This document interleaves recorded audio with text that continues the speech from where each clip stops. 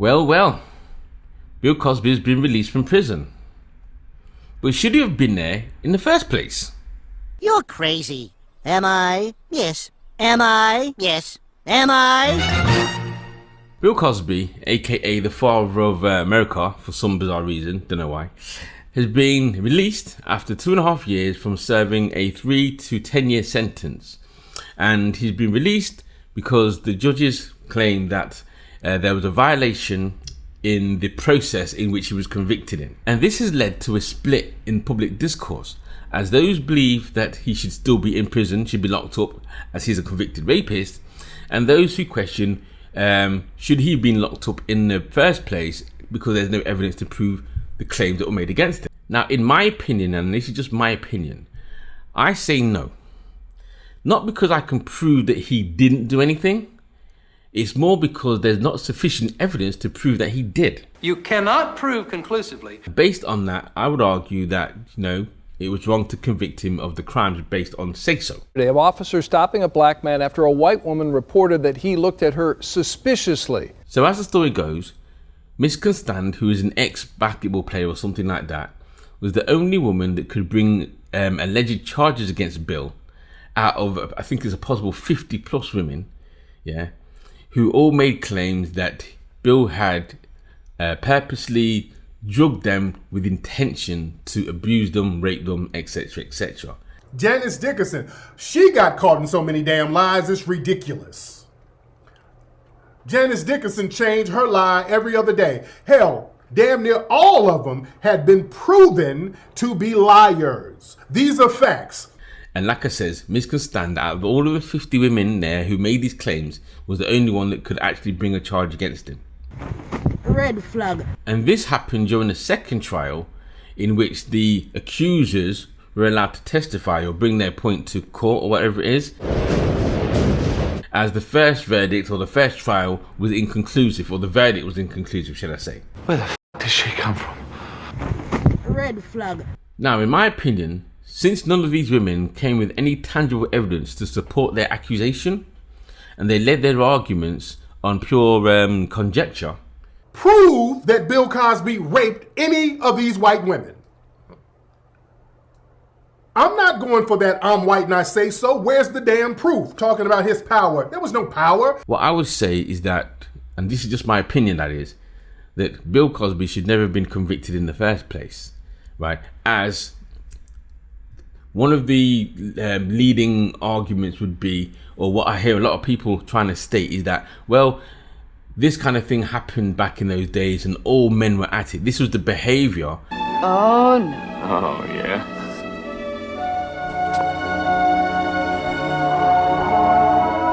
Which, like I said in my other video, most men of power in those positions will play tennis on all different kind of courts and stuff. You know what I mean? So, which then leads me to ask the question of, well, okay, then if all the popular TV actors and so forth and so on were doing it, then when they asked them about Quaaludes in the 70s, which was the 70s versions of Molly's, and they said, well, were you using Quaaludes with women you were having sex with? Yeah, I had sex with women and we were taking Quaaludes and all that stuff. So they got that and then spun it into a lie. They used that to say Bill Cosby admitted to drugging women. Because for me, I remember watching Benny Hill and Carry On back in the day. And you could see how the men conducted themselves on camera. So only God knows what they were doing off camera. And I'm not saying this to justify men's rude behavior and being, abusive to women. But again, back in them days, it was considered to be slap and tickle. You know what I mean? You'd have to be of my generation to understand that kind of language. But it was not, there was no malice intent behind it. Yeah. Now, I'm not saying that, and like I said, I'm not going to try and justify if Bill Cosby was acting out of favors and going a bit beyond the line or going across the line. Yeah, I'm not saying, not using that as an excuse to justify him. But what I will say is that this does not make him guilty of rape. He is guilty, absolutely, unquestionably guilty of raping, sexually assaulting women. if he's being flirtatious and all those things there, and he's coming on to them and the women are consenting to it, for me, it's a bad precedent to make it all of a sudden that 30 years later down the road, they can turn around and say, oh yeah, that time that I went to his house and we sat down, we had a drink and then we fooled around, he raped me for that. You know what I mean? That don't sit well. That don't sit well. No. Unbelievable. Now, there was the deposition, right? And in the deposition, he didn't admit that he gave Miss Constant some drugs, right? And according to his story, is that she came round during the day. She said that she was feeling stressed and she had a headache or something like that. She just wanted something to take the edge off and calm down. So he offered her something. He said, here, some over-counter the drugs, and she took them. Do you have any weed? I have some weed. Can you spare any, or is it all spoken for? I mean, like, what are we talking? Like, are we talking like just a lot enough of weed? to get me baked for like a week. As the day continued now, they thought they had a few drinks and blah, blah, blah. They fooled around and ended up sleeping together. Now, that's what he says, right?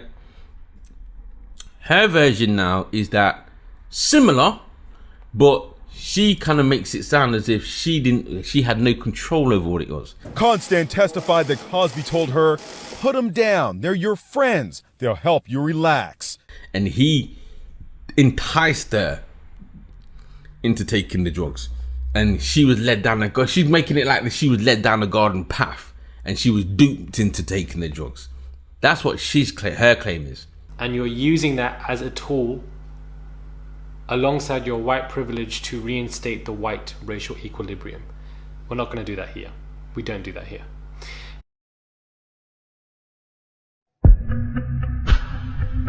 So now it becomes a matter of, who do you believe? Yeah? Do you believe her or do you believe him? And for me, and let's not forget, it's not like they were strangers in the night. Can't forget that. Grusa focused on 2 private dinners at Cosby's home before the alleged assault. At one point saying you hadn't told the officers that you had wine and brandy and sat by a fire and put your legs near one another. So for me, I would tend to lean towards Bill Cosby for 2 reasons, yeah?